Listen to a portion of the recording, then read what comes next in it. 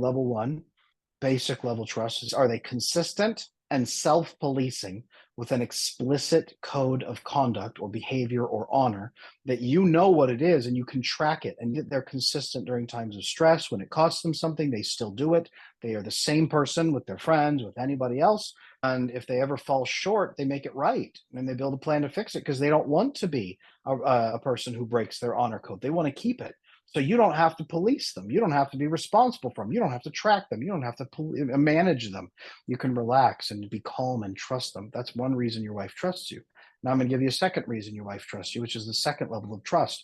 You have a long-term goal that she sees you aiming for, that you keep aiming for again, that when you deviate from it, you aim right back to it. If you ever break from it, you pull back to it. She can always track that you are going to aim towards your goal. So you're predictable to her, and it's a goal that she respects. So she's happy to help you with it, and she can respect you because you're a man who keeps trying to build that mission. I'll give you the third reason that your wife trusts you, okay? It is called mutual acceptance. So, number one, she trusts you because you take ownership of your shortcomings and you try to improve them, you try to fix them, and you keep growing through them. So, you don't get defensive if she points out something that's not going right. You say, hey, cool, I need to fix that.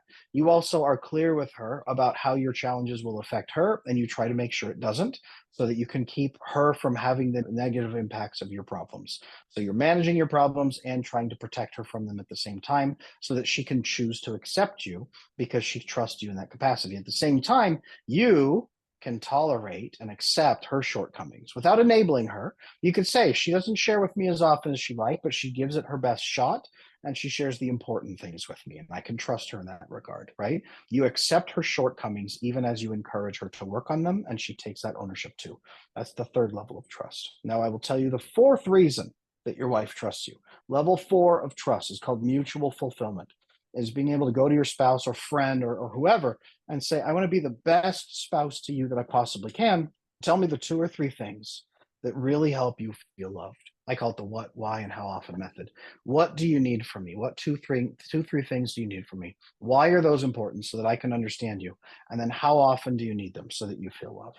Great, I can do those. In return, here are the two or three things I need that help me feel loved. Here's why, and here's how often. Can you take care of those for me? Excellent. Let's take care of each other and really fulfill each other. That's the fourth level of trust. When you do all four, you build a phenomenal, secure relationship with that person.